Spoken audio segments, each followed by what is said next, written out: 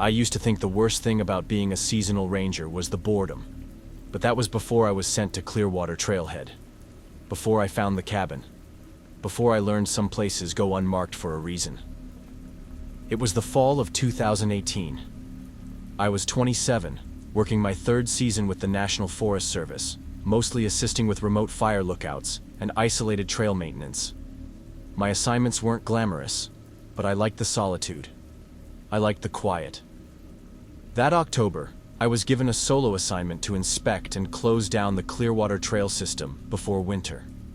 It was about 50 miles of trail in a mountainous region that hadn't seen much foot traffic in years, not since a rockslide had blocked one of the main access roads. The other rangers joked that the place had been retired. But someone still had to go out, check the backcountry campsites, make sure all signage was intact, and clear out trash before the snow hit. That someone was me. They dropped me off by helicopter near Ridge Point and gave me a week to hike the full loop before pickup. I had my pack, my satellite beacon, my maps, and my maintenance checklist. The first 2 days were uneventful, quiet, cold, but manageable. I saw maybe one set of ancient boot prints that looked like they'd been pressed into the dirt weeks earlier. I didn't think anything of it. On the third night, I camped near an old trail junction, one I didn't even see on my newer maps. The sign was still there though, rotting and tilted at a weird angle, reading, Birch Hollow, 4.3 miles. I figured it was just a dead trail no one used anymore, so I marked it for removal and went to bed. At around 2:20 a.m., my handheld radio clicked on. Just static. Now I wasn't using the radio. It was off. I kept it off to conserve battery. I froze in my sleeping bag, reached over. Sure enough, the switch was flipped to on. Then it clicked again. A few seconds of static, and then a voice. Garbled. Quiet. Help. I sat up so fast I smacked my head on the top of my tent. Hello? I whispered into the radio, even though I knew that was pointless. No one should be broadcasting this far out, especially not at that hour. The repeater stations were all miles away, and the ranger base wouldn't be transmitting to a solo ranger on a closed trail. They're still here, the voice said again, clearer this time, then silence. I didn't sleep after that. The next morning, I turned back on my handheld and scanned all channels. Nothing but dead air. I even tried the emergency frequencies. Still nothing. Later that day, while following the loop south, I noticed something odd on the hillside to the east. At first, I thought it was a shadow from the trees, but as I got closer, I realized it was a structure, barely visible through the overgrowth. A cabin. Unmarked. Not on the map. I hiked uphill to get a closer look. The roof was partially collapsed, and the wood was covered in moss. It looked like it hadn't been touched in decades. But the weirdest part? The chimney was still warm. I stood there for a long time, just staring at it. Something about that place made me feel watched. Like I was intruding on something that was still alive, even if it didn't breathe. I almost turned around. Almost. But I went in. The door creaked open like a horror cliché. The air inside was stale and damp, but not cold. Warmer than it should have been. I scanned the room with my flashlight. There was a cot, a table, a metal box bolted to the floor, and on the far wall, dozens of carvings, names, dozens of them, etched into the logs with what looked like a hunting knife.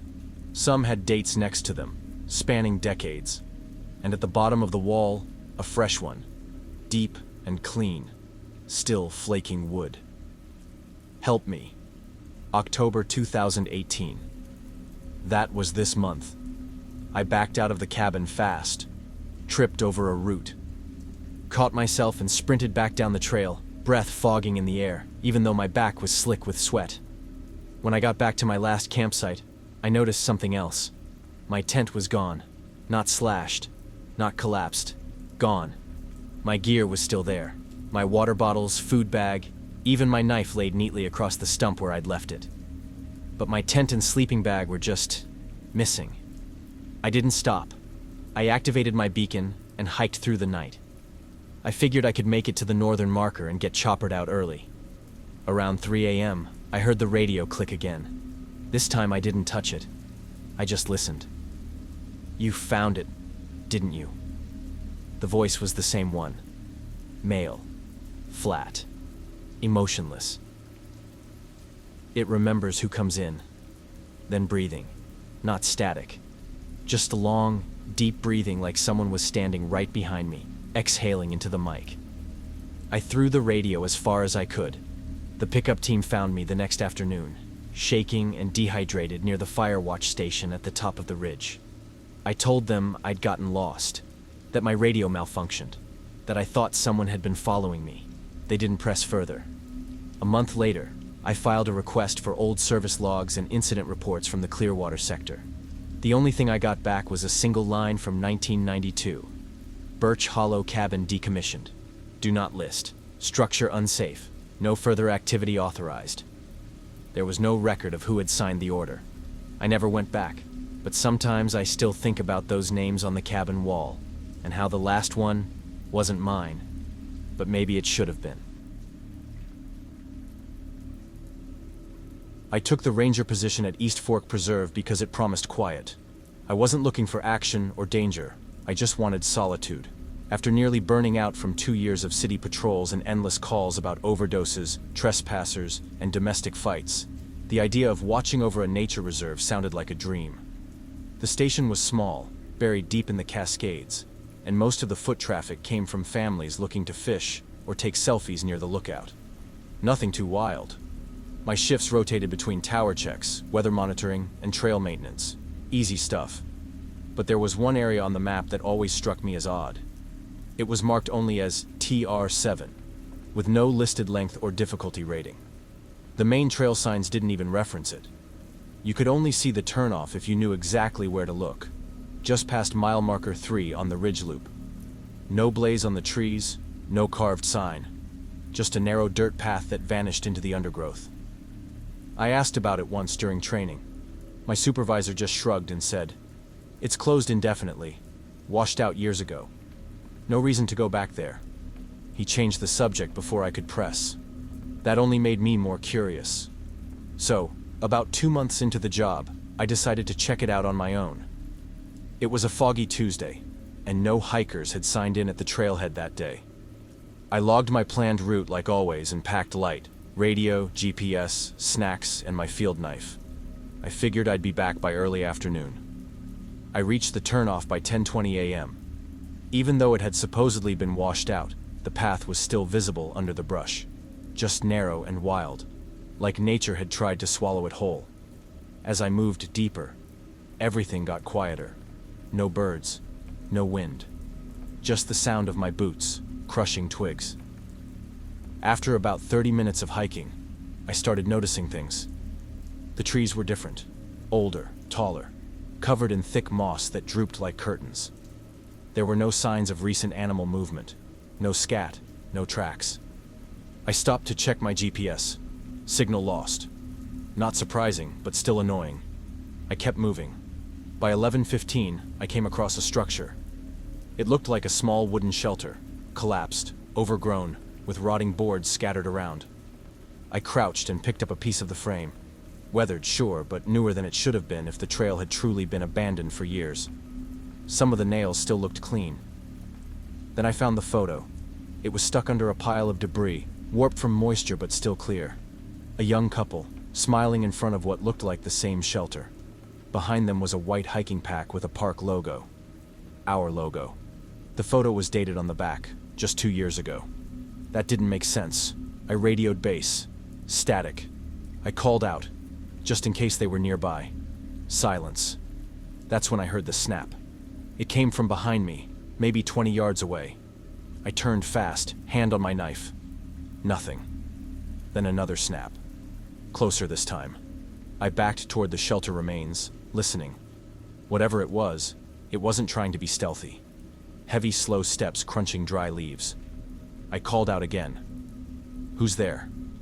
This area's restricted." No answer.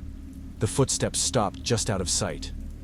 I gripped my knife and crouched behind what was left of the shelter, heart pounding so loud I swore it would give me away. I waited a full minute, not moving. Then, nothing. Like it was gone. I stood up slowly. That's when I realized I couldn't remember which way I'd come in. I turned in a slow circle, trying to spot any familiar landmark, but the forest looked different. Thicker. The light had shifted. Fog had started to roll in through the trees, and worst of all, the trail had vanished. Not overgrown. Gone. I paced around the clearing, trying to retrace my steps, but every direction looked wrong. I pulled out my compass. The needle spun.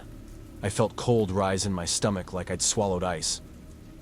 I tried to calm down, told myself to sit, eat something, and wait until the fog lifted. I'd backtrack once visibility improved. So I sat against a tree and unwrapped a protein bar. That's when I noticed the carving. On the tree next to me, etched deep into the bark, was my name. My full name. Not initials. Not random graffiti. My exact name, carved carefully like someone had taken their time. My blood ran cold. I jumped up, stumbling backward into the clearing. More carvings. On 3 different trees surrounding the site. My name over and over. Some fresh. Some faded. Some carved so deep they had scarred the trees. I don't remember running, but I must have. I remember branches slapping my face, thorns tearing my jacket, my boots slipping in the wet undergrowth. Eventually, I found a dry creek bed and followed it downhill, hoping it'd lead me to a familiar trail. I don't know how long I walked, an hour, maybe 2, until I finally heard something over the sound of my own breath. My radio. Crackling. I grabbed it and screamed into the mic. "This is Ranger Holloway. I need assistance. I'm off trail near..." I paused, realizing I had no idea where I was.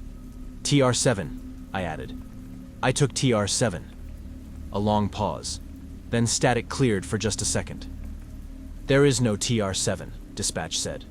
"Repeat, there is no trail by that name."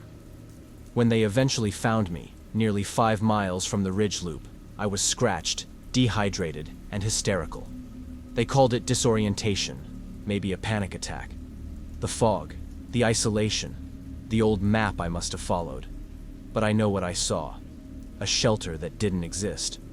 A photo of people who never signed in. A trail that erased itself behind me. And my name, etched into trees as if someone had been waiting for me to come back. I requested a transfer after that. Got moved to a desk job processing permits and filing incident reports.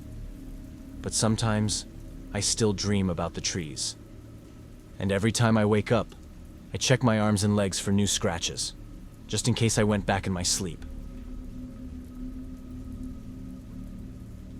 I was stationed in Cascade Valley the summer I stopped giving people the benefit of the doubt. This was 2021, my 6th season working with the Forest Service in Northern Oregon. I'd been through wildfires, rescues, even a couple missing persons cases. I thought I had seen enough to trust my instincts. But this time, this one shook something deeper loose. It was late July, hot and bone dry.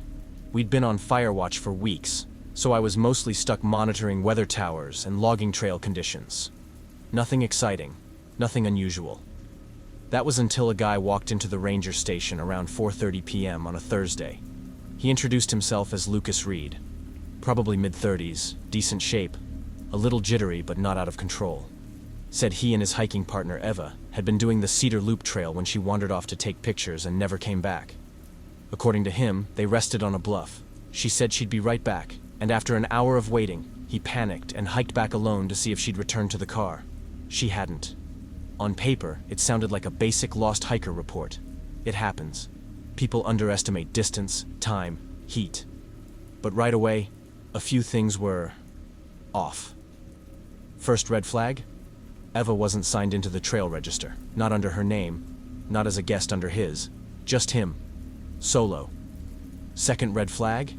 He claimed they'd parked in the South Ridge lot. That lot had been closed for 4 days for vegetation management and was barricaded with county signs and cones. When I asked how he missed the closure, he just blinked and said, "Oh, I guess I didn't notice." You don't just miss a locked gate. Still, protocol is protocol. I took his statement, filed the initial alert, and handed the details over to search and rescue. I didn't press further. Yet. The next morning, we launched a 4-person grid search. I tagged along. I needed to see the area for myself. The terrain on Cedar Loop is usually well kept, but the southern end had become a mess with the fire clearance work on pause. Overgrown brush, fallen branches, eroded trail edges. Not ideal for hikers, especially not tourists. But according to Lucas, this is where they'd been relaxing. No sign of fresh prints, no water bottles, no snack wrappers, no 2 sets of footprints. We found 0 evidence that 2 people had been out there together, just disturbances in the trail that matched 1 person, if that. Midway through the 2nd hour, one of the volunteers radioed in from a slope east of the ridge.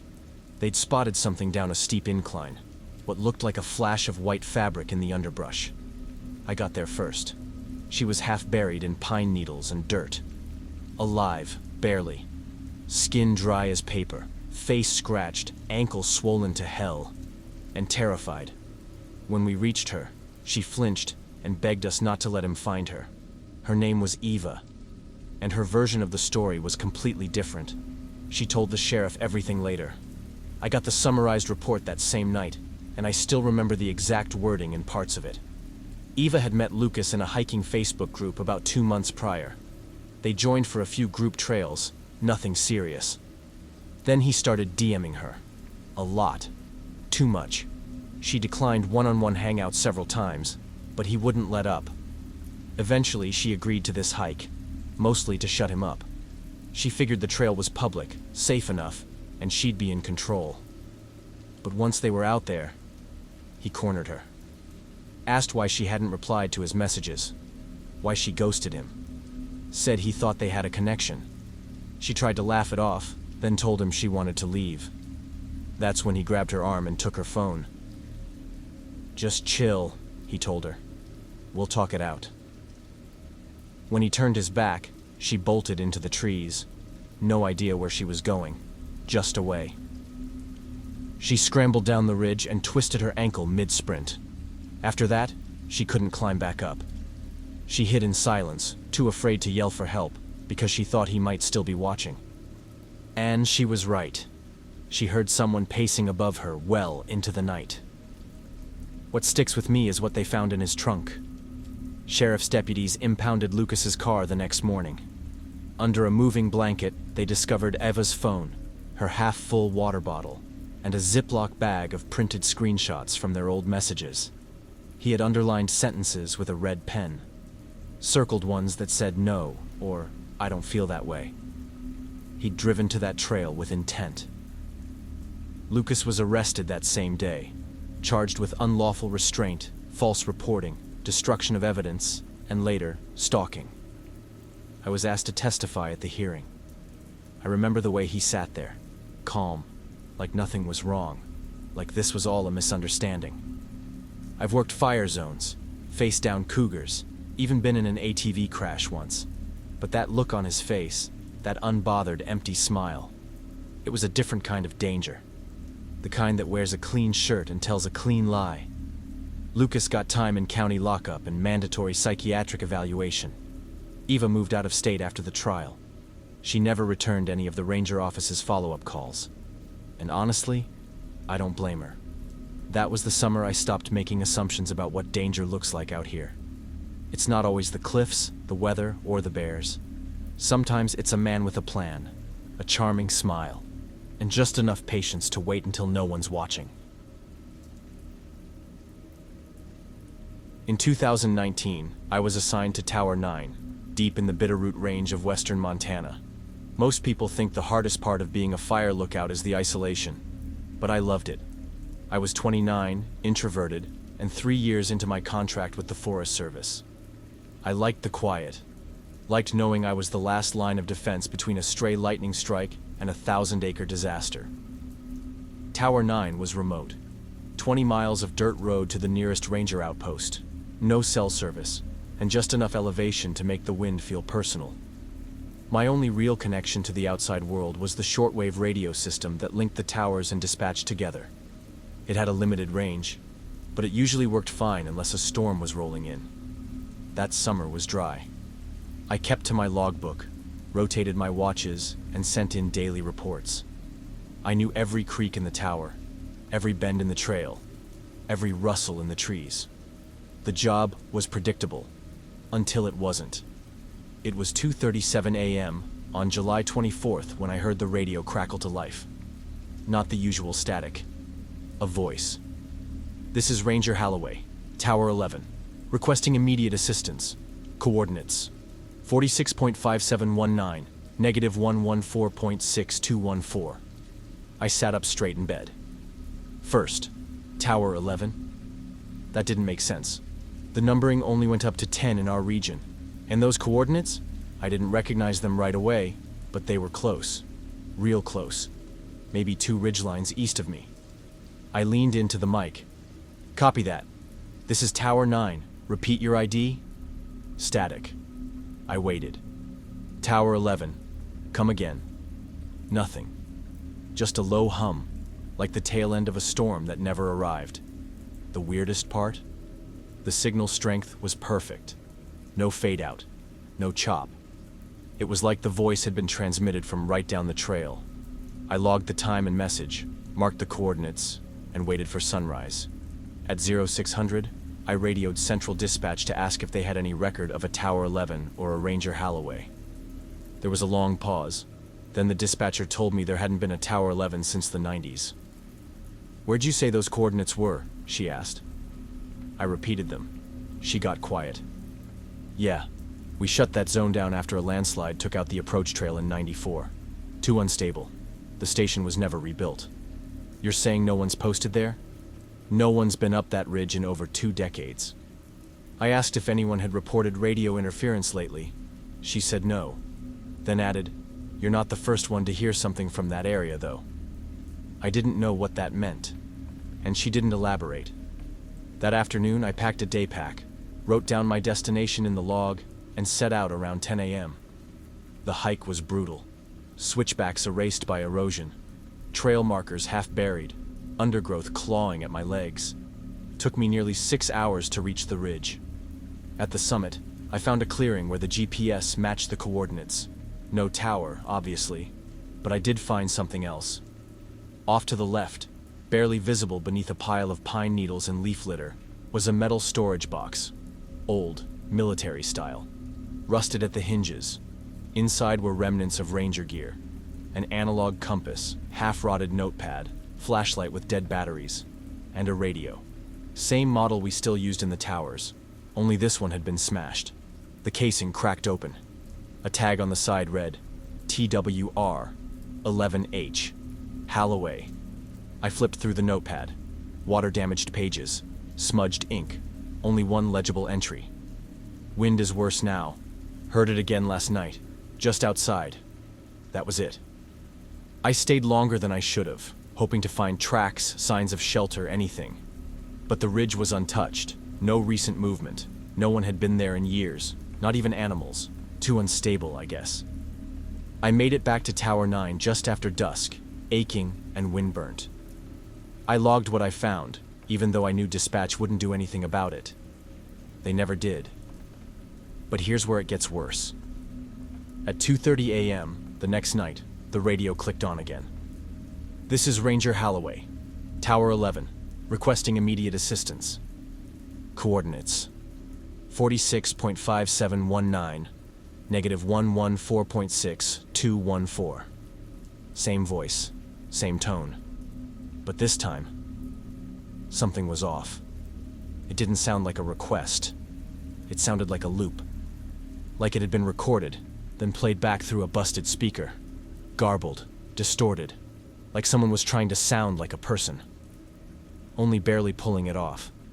I didn't respond. I turned the volume down and sat there in the dark, staring at the corner of the room like something might crawl through the walls if I didn't watch close enough. The next day, I pulled the tower's internal logs and cross-referenced transmission data. The entry I made manually was there, but no incoming signal. Nothing recorded at 2:30 a.m. No blip, no packet, no evidence the message had ever been received. It didn't exist. I didn't sleep much after that. But I didn't leave either. I stayed my full rotation. And every few nights, the voice would come back. Always the same time. Always the same words. Sometimes clearer, sometimes buried in static, but always there. I eventually stopped checking the logs. I knew what I heard. After my contract ended that season, I put in for transfer. Not because of the isolation, not because of the job, but because I couldn't take the sound of the wind anymore. How it moved through the cracks in the tower walls like it was whispering something I was never meant to understand. That winter, a fire swept through the ridge near the old Tower 11 site. When crews went in to assess the damage, they found something beneath a collapsed tree. A ranger badge, half melted. The name still barely visible. Holloway. I used to think the worst sound in the woods was silence. That kind of silence where even the wind holds its breath and your footsteps feel too loud. But that changed the night I heard screaming, repeating, rhythmic screaming, coming from a trail shelter that was supposed to be empty. This happened in 2020, deep in the Blue Pine Backcountry, along a section of trail that had been semi-permanently closed after storm damage wiped out one of the footbridges. I was 32, and a full-time forest ranger assigned to monitor the more remote loops after a few hikers ignored closure signs and had to be rescued weeks earlier. My job was simple: hike in solo, assess trail damage, check 2 emergency shelters, and log any signs of trespassing. I was only supposed to be there for 3 nights. Just me, my pack, and my service radio. The first shelter I checked was fine, just weather-worn and overgrown. I replaced the caution tape, snapped a few photos, and made camp nearby for the night. The second one, Sundown Shelter, was about 12 miles deeper into the woods. Older, but better built. No road access. You could only reach it by hiking through a narrow ravine most people avoided even when the trail was open. When I got there, something felt off immediately. The shelter was intact, but the area around it was unusually clean. No leaves, no debris. The ground looked swept, like someone had been maintaining it, even though this trail had been closed for over 8 months.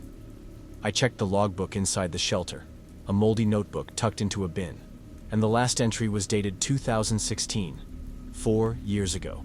But the pages after that were ripped out, not torn randomly, but removed carefully, as if someone didn't want the records there anymore.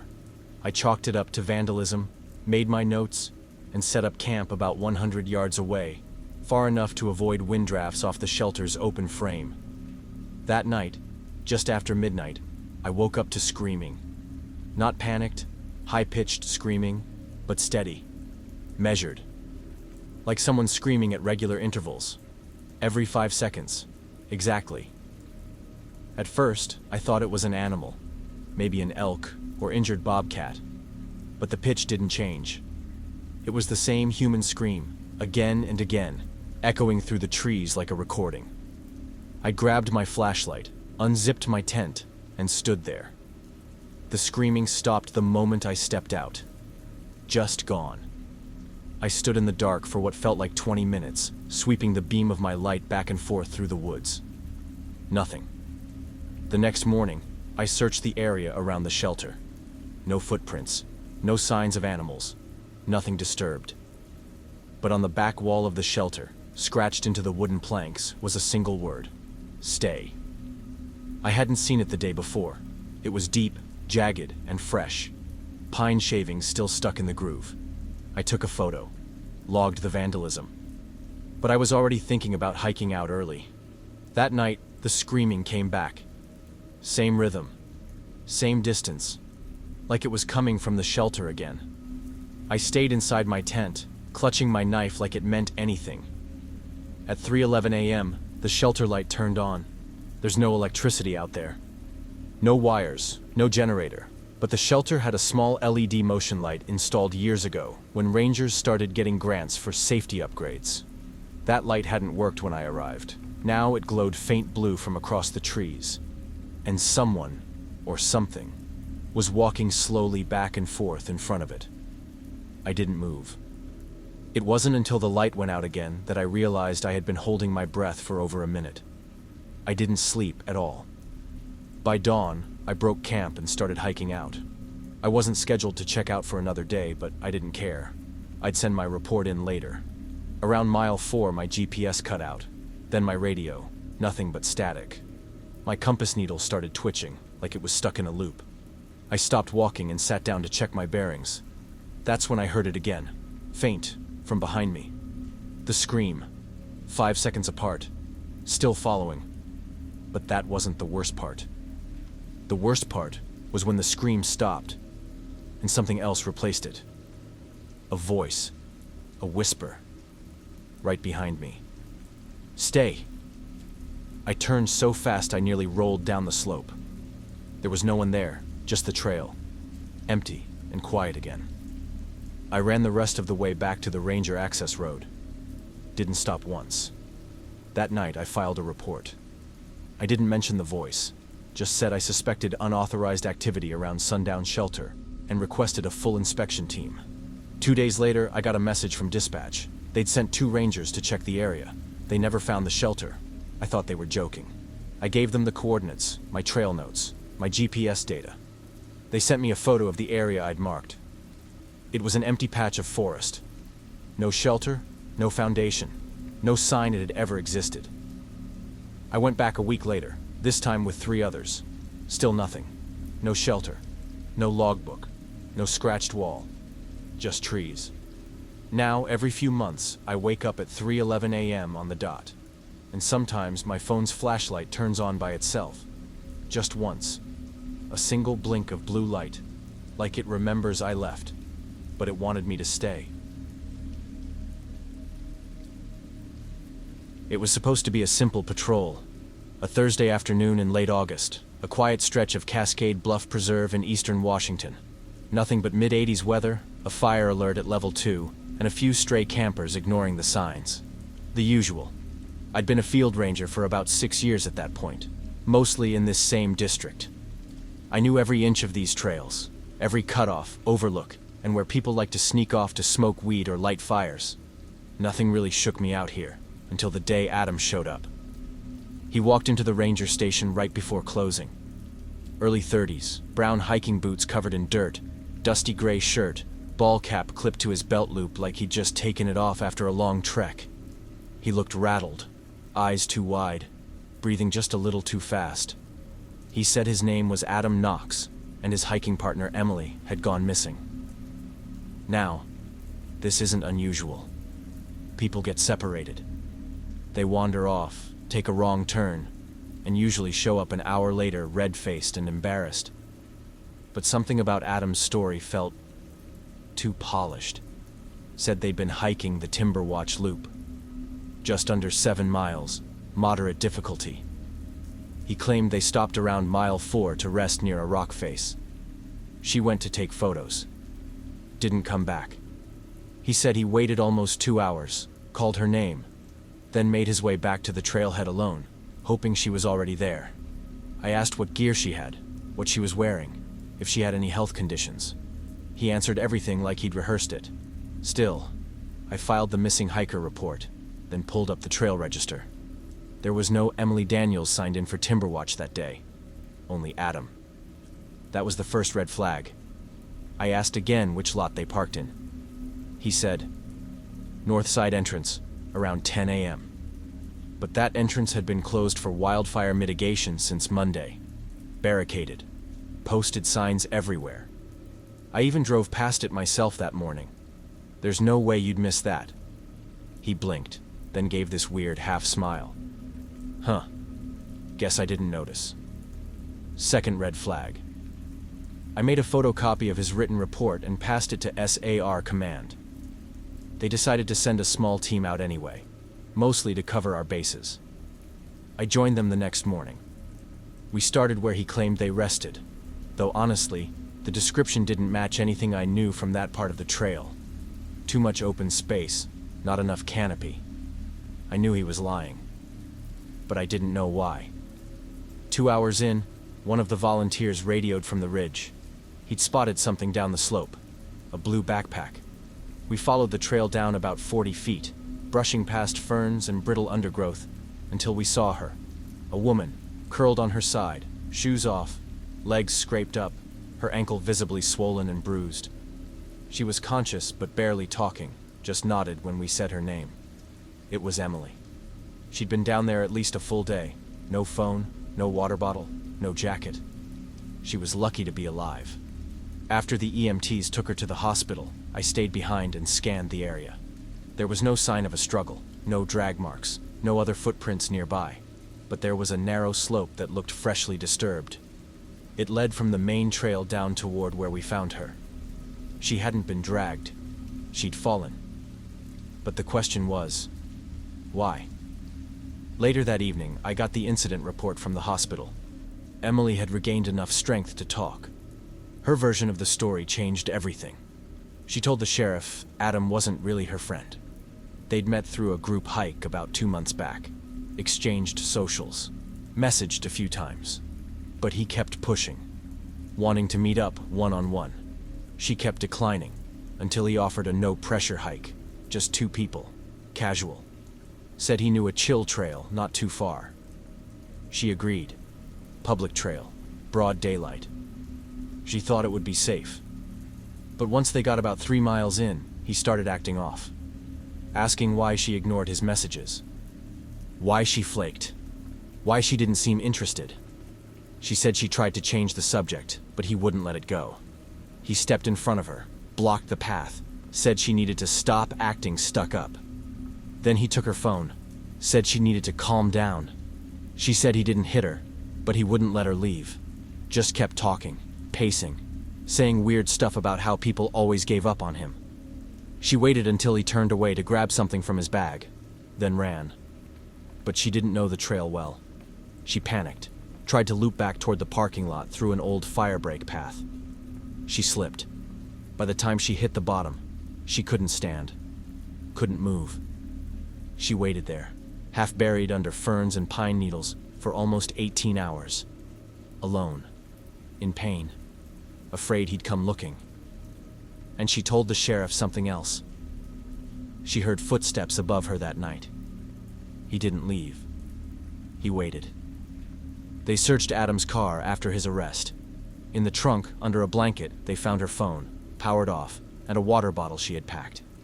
There were also printouts of their messages, dozens of them. Many had been highlighted and circled with notes scribbled in the margins. Some said things like, "playing hard to get," and "lying again." Adam was arrested the next day on charges of unlawful restraint, false reporting, and destruction of evidence. He pled guilty and served just under a year in county. Claimed he was misunderstood. But here's what stayed with me. Emily was quiet when she came back to give her final statement. She thanked us for finding her, for believing her. But she said something I'll never forget. I almost stayed polite too long. She almost smiled when he asked her to stay. She almost laughed when he made a weird joke. She almost didn't run. I think about that every time I see hikers go off trail. Every time someone wanders just a little too far. Sometimes the threat isn't a bear. It's not dehydration. It's not the weather. It's someone who planned everything and thought no one would ever look close enough to see through it. Started my seasonal ranger post at Harrowback Preserve in early June of 2019. It's not a national park, more like a protected forestry buffer around an old conservation zone in western Montana. Mostly untouched land, no campsites, and no paved roads. Just dense pine, steep ravines, and a lot of weird history. The preserve isn't open to the public, but occasionally we'd get reports of hikers or hunters trespassing. Our job was to patrol, log activity, and keep the land undisturbed. I lived in a ranger cabin just off the old fire road. Solitary, no cell service, only a satellite radio to check in every morning and evening. Honestly, I loved it at first. Peaceful, quiet, nothing but trees and wind. But it didn't stay peaceful. My third week in, I was doing a routine sweep along the west perimeter when I found something strange. A trail, not a real one. Just a barely there footpath carved through the underbrush. Looked fresh, maybe a day or two old. No boot prints though. just small, round indentations. At first, I figured it was elk, but something about the spacing didn't track. Too close together. I followed it maybe half a mile before it vanished into a rocky slope. I made a note and moved on. The next morning, I checked in as usual. Everything routine. That afternoon, I went back to the same area, out of curiosity more than anything. But when I got there, the path looked different. Cleared, almost. Like someone had widened it. The brush was bent back in a neat arc, and the earth looked packed down like someone had walked it several times. I radioed it in as possible unauthorized access, but it wasn't high priority. That night I couldn't sleep.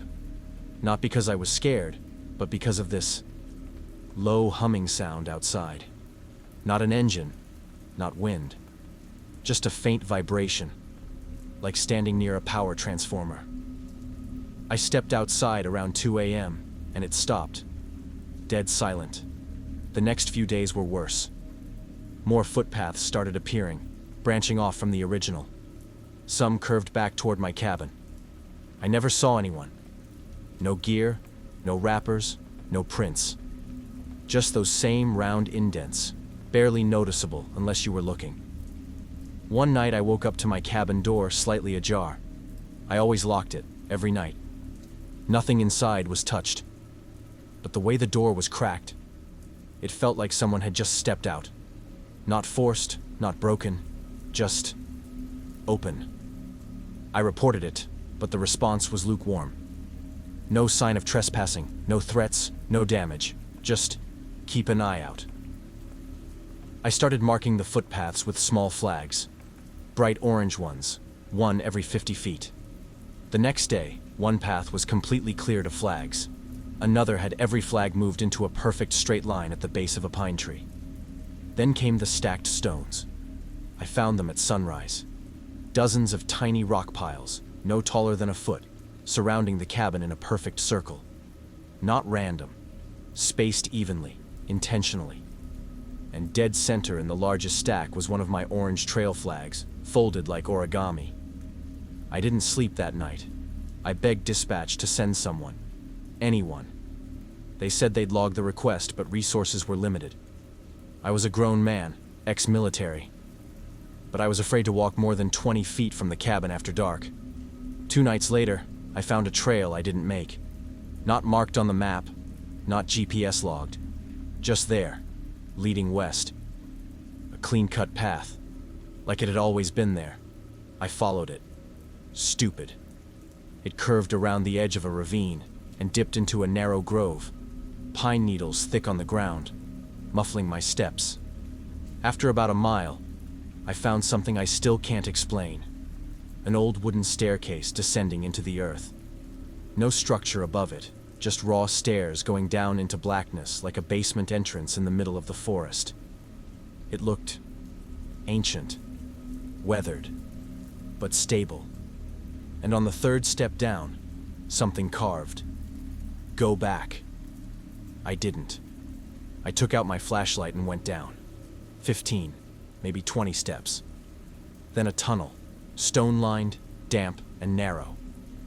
No graffiti, no markings, just cold walls and dead air. I walked maybe 50 feet, and that's when I heard it. Footsteps behind me, not loud, slow, measured. I spun around, light jerking in every direction. Nothing. The tunnel was empty. But I swear on everything, I heard them. Closer now. Crunching the dirt. I backed away, turned around, and found a wall. Solid. Seamless. No exit. I turned again. Another wall. I was boxed in. I screamed, slammed the walls. Nothing gave. I dropped to the floor, heart racing, trying to figure out how I had walked into a dead end when I swore the tunnel went further. Then, the humming returned. Louder this time, like it was in my skull. I blacked out. When I came to, I was lying on the forest floor, just outside my cabin. It was morning. My flashlight was beside me, dead. My clothes were soaked. I had no memory of walking back. No signs of a fall or trauma.